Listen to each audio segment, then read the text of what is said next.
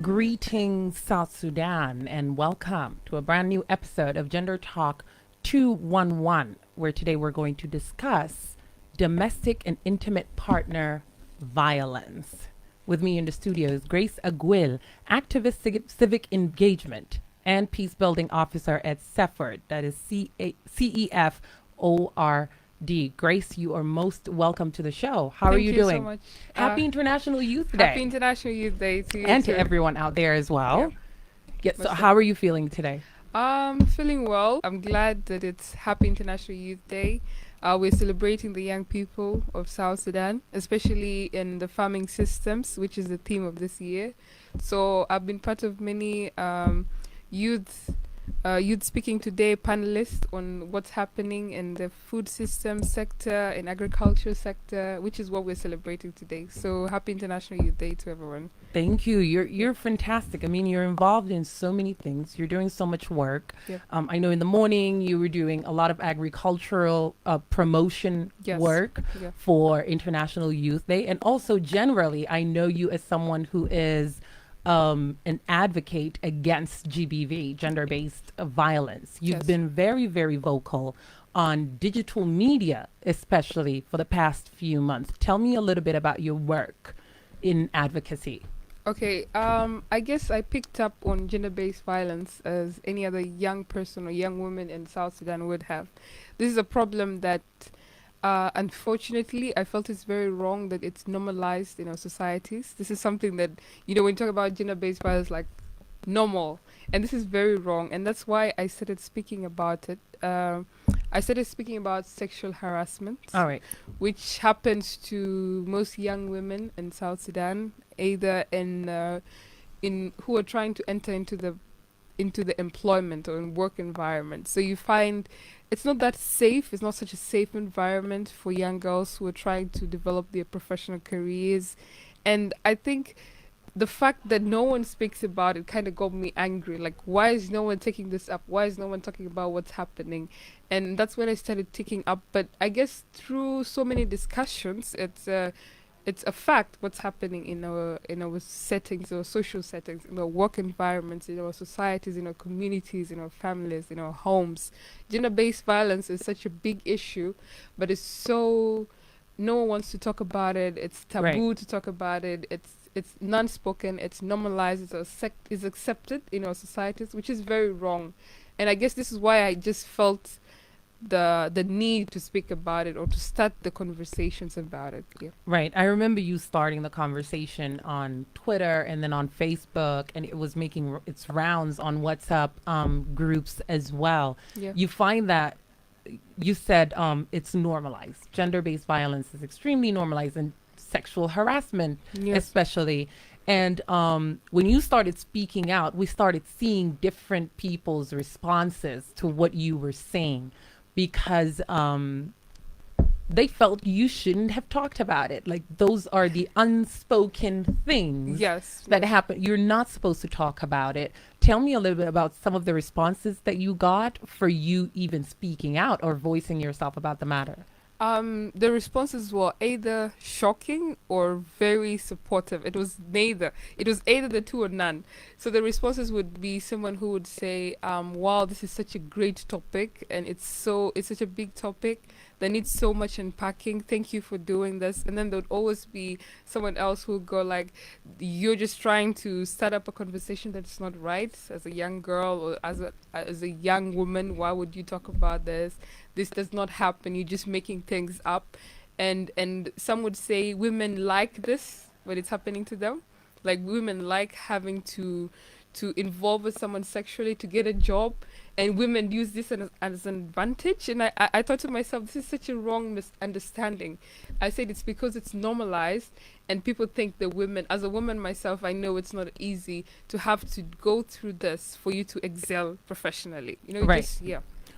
I've also seen that the topic of discussion developed into dowry discussions as well. It went from sexual harassment into dowry payments. And the shift happened because many men, even women who felt that they owe a man something because Because the paid dowry behind them, right? So I cannot speak when he does something wrong. I cannot say when he harms me, when he hurts me in any kind of form.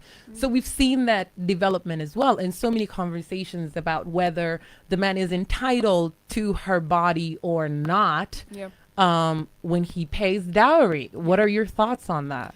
So that's a very important question. So gender-based violence, as I said, is normalized, situations, families or domestic settings, mainly because of the excuse. I always say bride price is an excuse, because my father paid bride price for my mother, but has never lifted a hand to harm him. There's no direct relation between paying bride price and being violent to your wife.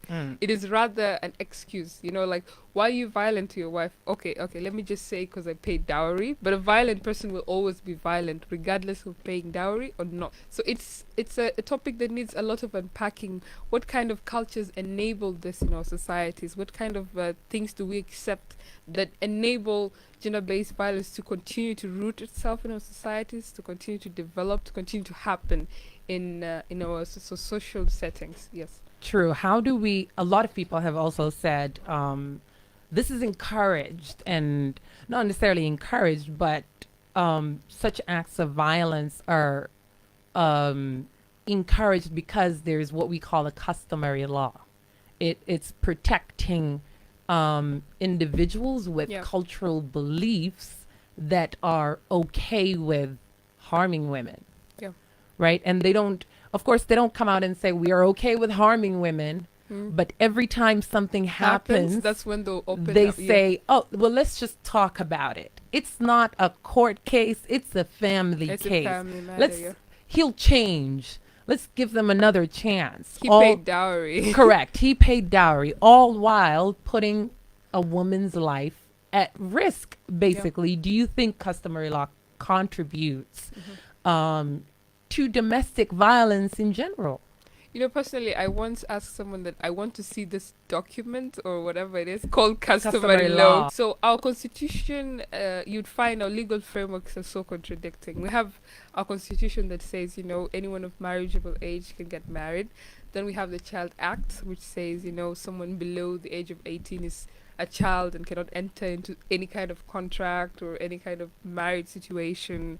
That also defines defilement. And then here comes customary law that says, a woman who is on her period as already can physically give birth is allowed to marry. So it's like, where do we go to? Like, why is it our legal framework is not clear enough? Because our constitution goes further and says, that the customary law is accepted in our societies.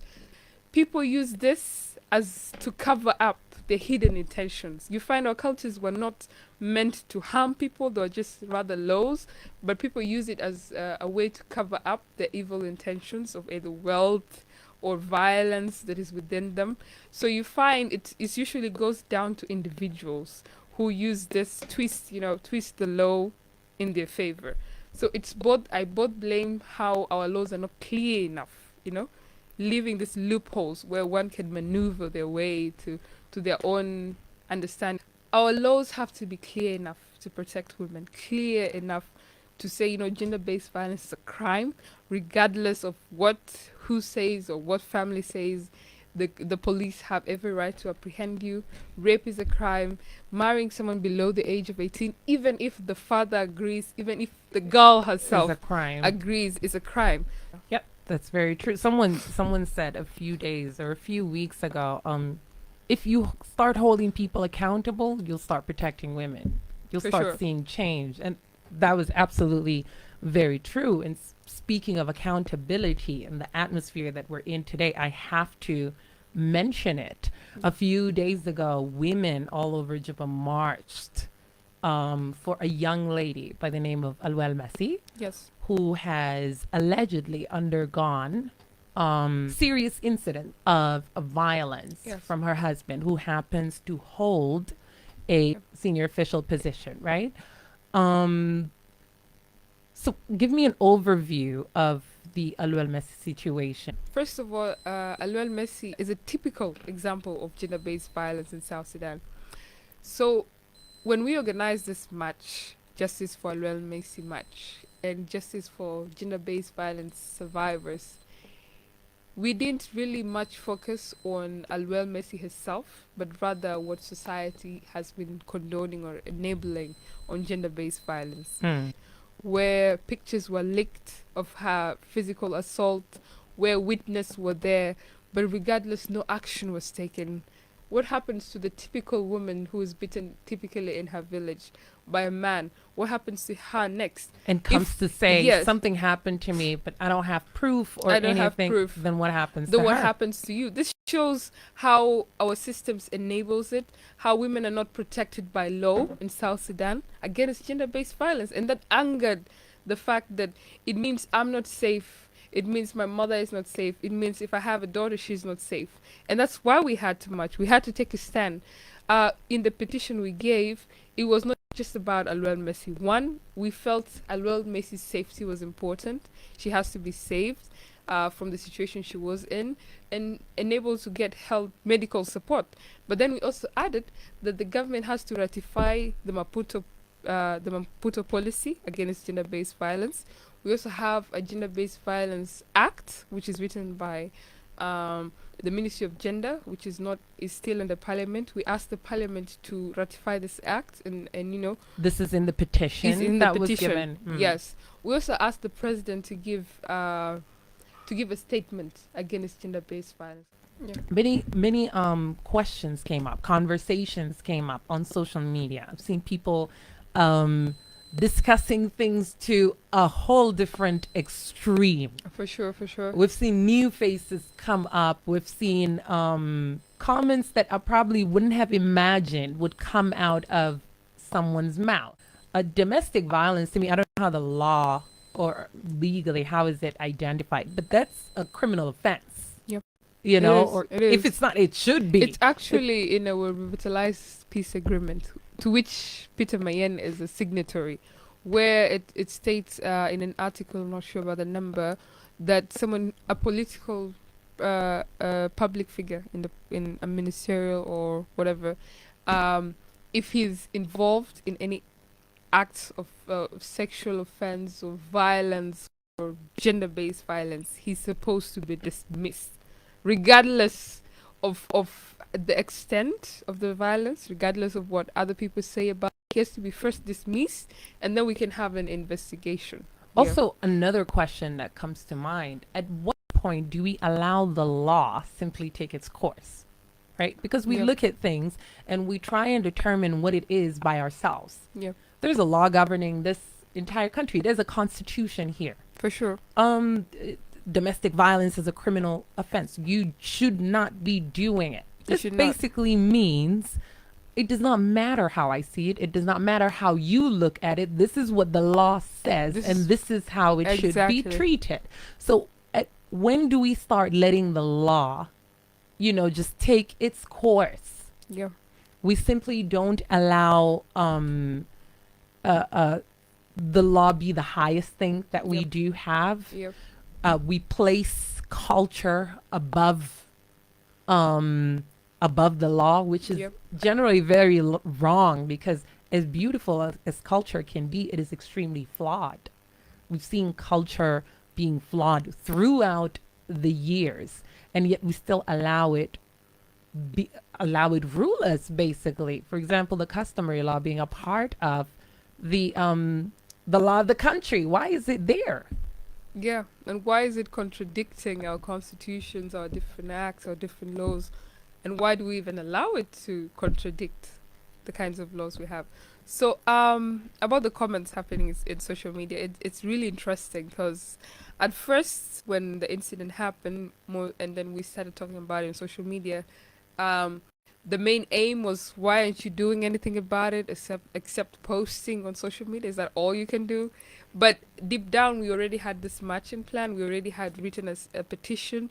We took the law as our constitutional right to march, our constitutional right to drop a petition, and we went ahead and did it.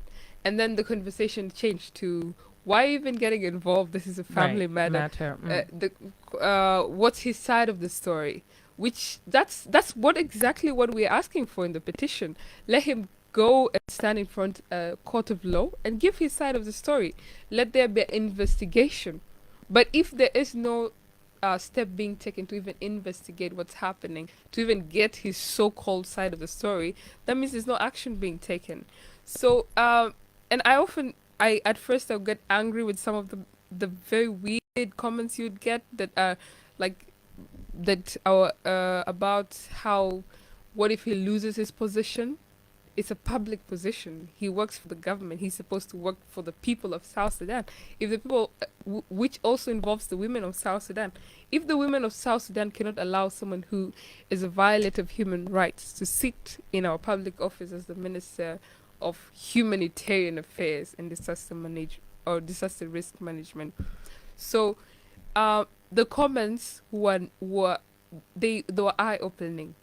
Revealing what we've always been talking about, the kind of society setting that we stay in, the kind of state women stay in our country. And this is why we need the government to take action above the cultures, to have the law be the mother and to run this country. So these comments were mostly just unrealistic, and they were contradicting with our law. So we ended up ignoring them and actually just taking the facts into hand and moving forward with the agenda that women have: zero tolerance to gender-based violence in South Sudan. Right. Yes. Now the march has happened. The petition is already there. What are we expecting to happen? So the Ministry of Gender, we handed in the petition to them, who are supposed to hand in to the Vice President, Rebecca Nyandeng, who's under the gender cluster, who's supposed to hand it to the presidency. What we would want the president to do is to call upon Peter Mayen and dismiss him, and of course take further investigations to either take him to a court of law, as our laws say. We also handed it in to the parliament, where we have the first female speaker, who I feel, or we felt, would understand what's happening to the women of South Sudan. To ratify the documents of the gender-based violence bill, to ratify the Maputo Protocol, and other laws that would enable or protect women such as Aluel in our societies from gender-based violence or domestic violence. The parliament also has the mandate, and the parliament and the cabinet also has the mandate to summon Peter Mayen and ask him what is happening and open up an investigation. And of course the investigation it's very clear what happened, and go ahead and dismiss him from his position. We also handed it into the RGMEC, which is also holding in the implementation of the peace agreement, which clearly states that someone who is involved in any kind of violence or sexual misconduct, who sits as in a ministerial position or another public office, is supposed to be dismissed. So the most recent development, which we all see now on social media, are photos that are coerced of Aluel, or allegedly coerced by Aluel and the husband, maybe together, are so-called happy. And this is exactly what's happening. And honestly, I'm not surprised of the developments, because it's often we see women continue to stay in abusive relationships, because of the kind of dependency they're in, because they don't have the economic freedom. She has a young child, or how will I take care of the kids if I leave this relationship? So they continue. We also have the aspect of domestic bride price that was paid. So how will the family pay back the bride price? So maybe her parents or her family would send her back. We can't pay back the bride price, so you have to continue staying in that relationship. And this is what happens in most of our society settings, where women can't get justice from domestic violence or gender-based violence, so they end up having to stay in abusive relationship, having to stay in abusive settings, which I feel it's very wrong that this is happening to our country. It's very wrong that this is happening to women in South Sudan, and things have to be done to protect women. Yes. So regardless of these developments that have come up, because of the so many incidents that have happened, the least that needs to be done is an investigation opened that guess should if be the that's what you're least. right. Yes, that should be the least, and action should be taken. Yeah. So, Grace, this is a very intense time For of sure. this happening. Yeah. Even this march that took place on Monday, I would say, is not only specific Yeah, it's not. to Aluel Messi, but it's actually broader because this is something that is happening every day, right? It's something that represents every woman who cannot get out Of an abusive. of an abusive relationship, every woman that is going through something and feels there is no help at all. I think the move of the march actually helps raise voices or encourages voices to come out and say, okay, this is what I've been going through and I want out of it, or I need help, or so on and so forth. Yes. Is that something that you're hoping would be of an effect on women all over? I must say, at this point, the march was very successful in terms of raising up the conversations that must be had. Like, we must have this conversation of gender-based violence, and regardless of the kind of retaliation, the comments, it just opens up the conversations, or it's a jump start to the conversations of gender-based violence in our societies. It's a very long journey that not even developed countries have been able to get rid of 100%. But you would notice, at least in those settings, an action is taken, a legal, an investigation is taken, regardless of either the investigation can be coerced or evidence might not be there, but at least an action is taken. So in the long run effect is very effectful in terms of women just coming together and agreeing that we have a common enemy, which is gender-based violence in our societies. Women just coming together and saying, you know what, we want to fight against gender-based violence, not only for Aluel, but for ourselves, for our future selves, for our daughters in the future, our granddaughters, our own marriages. And we want this action to be taken. Even if the action will be delayed, even if the action might not be taken, we'll never give up in the fight against gender-based violence. We'll try to get anyone in support, either through the ministries, either through the parliament, either through the international bodies, and eventually, one way or another, South Sudan has to make sure it leads to it becomes a country that is intolerant of gender-based violence. You said something that's very important, and I love that you said it. You said we all have one common enemy, Yes. and that's gender-based violence. Yeah. And why I say I love that so much is because a lot of the comments that I've read were saying, why are feminists standing against men again? And Again, yeah. I do not understand the correlation really between the two, or how is standing against gender-based violence an act against men. Yeah. Someone said most of the time that's their reaction because gender-based violence usually happens by men to women. against women, Yeah. right? So that's why they're usually very defensive. For sure. What do you say, like, just once and for all? Yeah. Because rarely do I like going back and forth on who's right and who's wrong. I'm not going to argue with you whether gender-based violence is right or wrong, or someone beating their wife or stabbing their wife or stabbing any person, period. Is right or wrong. I'm not going to argue that because it's very clear. It's black and white. There's no gray area here. But once and for all, what do you say to men who are and not against the act? Gender-based violence, sexual harassment, domestic violence have one thing in common: power dynamics. Who's more powerful? Who's stronger, either physically or in ability? So you notice gender-based violence often happens. The survivors are often people who are vulnerable to the other party, and this is why you find women are often vulnerable to other to the men in the relationships, either because of physical, either because of economic, and this is just a factor.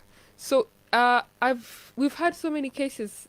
Many people don't talk about it, of also women being violent to their husbands, either maybe because the husband was drunk, so she gets an advantage, either beats the husband, pours hot water or acid, or even chops, maybe just beats him or cuts him. We've also had cases of people with disabilities, or people who are elderly facing gender-based violence. As I said, what is common is that the person who's most vulnerable is the one who's often violated. Right. So, and then it's just in coincidence that in most cases in our settings, in any social settings, the women are all often most vulnerable. And that's because the environment, the system is already created to make women vulnerable. Exactly. Right. Yes. So this is why when you talk about gender-based violence, you can't miss out the fact that most of the survivors, most of the victims are women. So I don't want to say this. I don't want to say that, she can be your mother or your sister or your wife. I actually think, before you finish, I think that's a very wrong thing to say. Yes.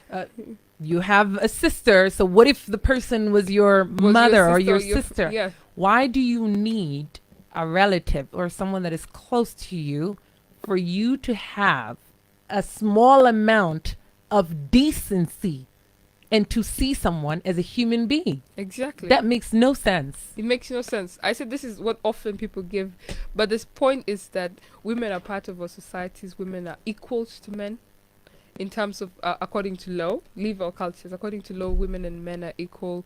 According to both women and men are human beings who deserve to be protected from any forms of violence. So, as I said before, it's a clear, like we all know gender-based violence is wrong. Why are we trying to create excuses for those who do it? Why can't we just all move forward and say, you know what, gender-based violence is wrong? If it happens to a woman, if it happens to a man, if it happens to a child, an elderly, a disabled person, an able person, it's all wrong. Right. So it's people who try to give excuses, I feel like it's like, are they afraid that they might do it themselves? Or are they just afraid that once they do it, they'll also be brought to justice? Is that the excuse they have? Or is it that the power is being stripped off? Their power is being stripped off. I feel they're just afraid of the movement that is happening. I think they just love that when women are vulnerable, they feel they have the power they get from that, and they don't want to allow women to have some sort of freedom or power or justice just to women. It's just it's very wrong to actually just prevent another human being from feeling safe, from being safe from any form of violence, from living their life, from growing economically, from just being themselves, from enjoying their lives as human beings as they should. So it's very wrong when people just come out here and give excuses for gender-based violence, feel that the war against gender-based violence is towards them. The war of gender-based violence is towards gender-based violence and its perpetrators. Right. It just happens that most of them are men. It just happens that, and I think men have to also agree that, most of the perpetrators are men. They have to agree that it is men. And they have to even be stakeholders towards the fight of gender-based violence. If you're a man, you see your fellow friend being violent to your wife, it's you to condemn him without having to wait for the other woman or a feminist. You don't need a woman to come and condemn it. Right. Yeah. So you see, like when you're doing some projects for women, especially deep in the village in the grassroots settings, we often take men to talk about it. It's not that we can't do it, but we know in these situations where men listen to men, they'll see a woman, they'll just not even sit down and listen to what she's saying or even give a thought. But once it's men actually speaking out to this culturally very cultural people, you would notice it would have an effect. So as a feminist, I would often say I would love to see more men speaking about gender-based violence, speaking against violations of women's rights, speaking and being feminists And there's no way that the war is towards men. The war is towards the violence. And this is And the where you'd violators. find, even in cases of gender-based violence, it would be the mother of the daughter saying, you know what, just keep quiet, don't do anything, go back to your husband's house, this is what happens. And I was beaten before, I'm still here, so, you know, just go back. It happens in most situations. It happens a lot, but I think that's why you actually said why. I was also beaten before and I'm still here. I'm still here. That's the belief that a lot of parents have. I went through it, so you can do the same thing. You can push through it too. Yeah, you're a woman. I remember I often have these conversations in my own house. So I had my grandmother who just came in. She was like, you know what? Back in the village, as women, we used to be beaten. We didn't do anything. But this new generation wants to go to the streets and fight for their rights. I said, well, because now we know what's happening. We know it's wrong. Do you agree it's right or it's wrong? Do you agree that it's right or that it's right to beat a woman? Is it right? Does a man have a right to beat a woman? You know, and then again, it goes back to paying of dowry. It goes back to our cultures, and cultures are dynamic. We have to change with the more we realize what is right and wrong, the more we go towards human rights, the more we go towards implementing our own peace agreements and our own laws. We have to change. Why is it that it was very easy to change some cultures that we felt? Why is it so easy that we can use technology, we can adapt to the kind of dressings that are westernized, but as soon as it comes to fighting for women's rights, oh, that's too Western for us? But we are too easy to change some of the cultures. We used to remove lower teeth, right? We used to maybe get markings on our face. These were things that we grew from. Right. We have to do the same to growing towards treating women and girls as equals in our societies. Why are we holding on to these so-called cultures while we're so easy in changing other cultures? Culture can change. Right. It's about time we evaluate which culture is right, which culture is okay, which culture is conducive and protective of us. We go with that. Any culture that is wrong, that enables violence, that encourages, that is disadvantaged to a group of people, either men or women, we have to leave that behind and grow as a nation, grow as a society towards a peaceful settings for both women and men. Yes. Well said. What a great conversation. Before we go into final remarks, let me read a bit of the comments on Facebook. We have some people joining us from Delhi. Hi, how are you? Thank you very much for joining us. And then I have another comment that says customary law is good, but it has some of the issues that need to be amended. But it should not be canceled for good. What are your thoughts, Grace? No, of course, this is what I said. We just have to evaluate our customary laws. Which is right, which is conducive, which is beautiful. You know, we have such cultures that are so beautiful in terms of dressing, in terms of community. But this is not culture. They're saying customary law. Yes, which are part of our customary laws. You know, let me tell you some of the customary laws that are very... we have customary laws like... Okay, like you find when you either reject... We have a law in our culture, like if you impregnate a woman and then you reject the child, back then you would come back years after and then take the child and they would still give you. But then here comes the customary laws that if you reject a child, you would like development before. So now customary laws are saying if you reject the child, you would sign in a document, say that I don't want this child. And when you come back then, in the future, you would have no rights. You no rights. You have no rights to this child. You have customary laws that condemn rape. We have customary laws that condemn rape. Back then, if we had forceful eloping with the woman forcefully. Now, customary laws comes in, and then if it's forceful, it's cancelled. It's null and void. This marriage is not allowed. So you find some customary laws are actually good. Some. But we have others that are wrong, which we have to get rid of. So it's about time we evaluate which customary laws are right, which customary laws are wrong. Yeah. But then it comes into play because customary law, I'm looking at it the same thing as the dowry concept. Yep. If the customary law, a lot of it is bad, some of it is good, Yeah. right? Dowry, a lot of it, let me say 95% of it is terrible. The Yeah. other 5% is that beautiful part where it's really nice to exchange or to give some pieces of your traditions or where you come from Yeah. as a token, right? And the celebration, that's Yeah. great. The dowry, traditional dances or that celebration, Yeah. absolutely great. But then, is that 5% worth the risk of the 95? So, as So do we fight to just amend just or amend. just throw the whole thing away? As I said before, we have our legal frameworks are being so contradicting. We say one thing in the Constitution, we say another thing in the Child Act, then we say a completely different thing in the customary law. So I'm not a lawyer, so I wouldn't know very well what kind of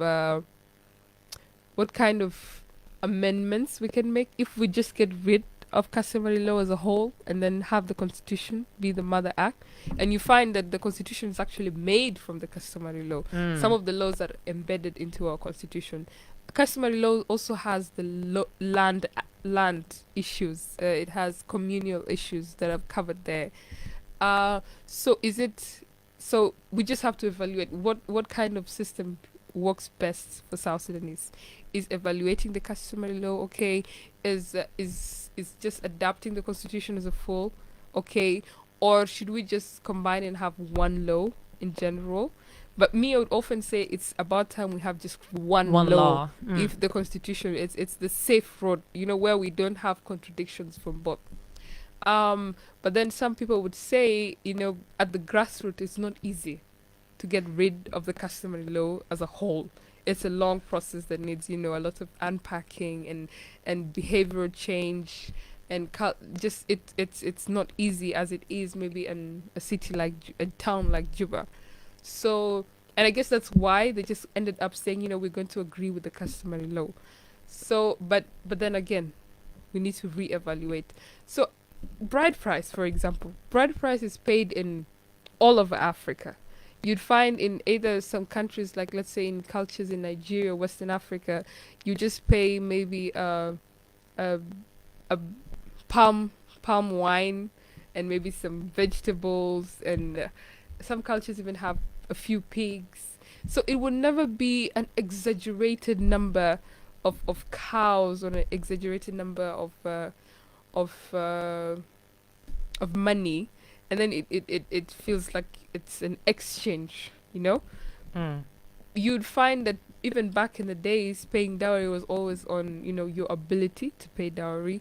Maybe a few cows. You see in a will where the maximum would be 11 cows. Right. And I feel like bride price is not the real problem, but rather this exaggerated number of bride price, where someone feels like she can never afford to pay me back if I treat her badly, But if we reevaluate what bride price used to mean to us, it was a form of appreciation, or a form of just others would just kill a cow, like a sacrifice to the gods, so that we could seal this marriage as one, but not necessarily the exchange of goods, like barter trade, where we.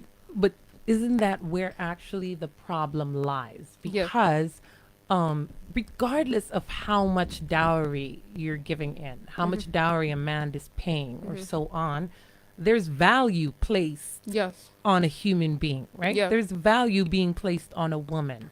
And that regardless of how small it is or how big it is, it's going to determine how bad or how good you're I'm treated. going to treat you. Yeah. Right. And that's the issue there. That's I think the issue. it's fine if you want to exaggerate your dowry for the woman that you love. Great thing. Okay. Go ahead and do that.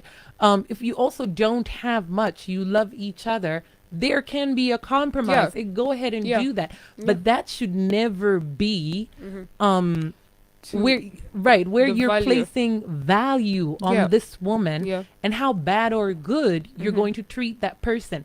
I think as long as there's going to be a risk for the woman's life within the bride price or dowry, I'm going to have an issue. Yeah. Therefore, So you let the whole let's thing get go. rid of it. Yes.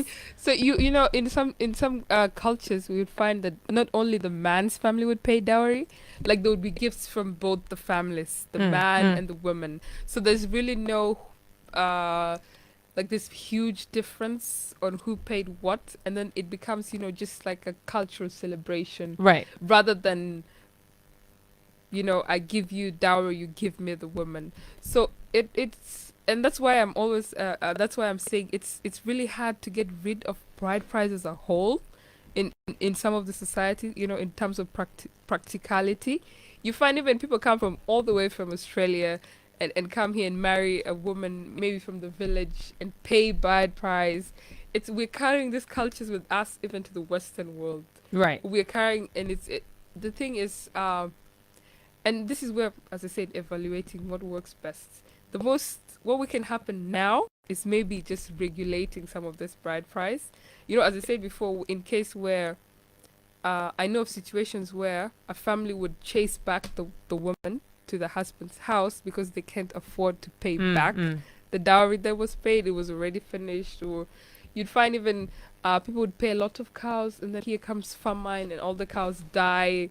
And it really is not beneficial. You find bride price does not help both the family of the woman or the man in terms of it being used as a excuse to physically abuse their daughter, or it being used as an excuse to not hold someone accountable for being violent.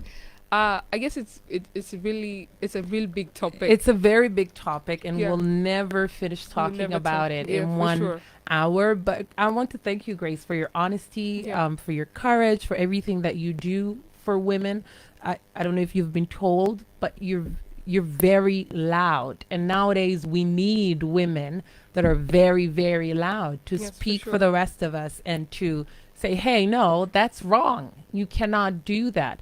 So I commend you for always challenging gender-based violence and just challenging the system in trying to show. Thank you so much. It's always a great time whenever we sit down and talk. We've done this before, and I'm sure we're going to do it again and again. And I'm really hoping something great comes out of you being very vocal and all of the women that you marched with on Monday, not only for Well Messy, but for many women out there. I'm hoping something great comes out of it. And when that happens, we'll come right back here and talk about it for sure. Again and again. Thank you so much for being with us today. Thank you to our audience on Facebook, on Twitter, and online. Thank you so much for tuning in. Until next week on Thursday. Again, my name is Eva Lopa, and this is Gender Talk 211. Have a great evening, and happy International Youth Day. Happy International Youth Day. Have a great evening ahead. Thank you.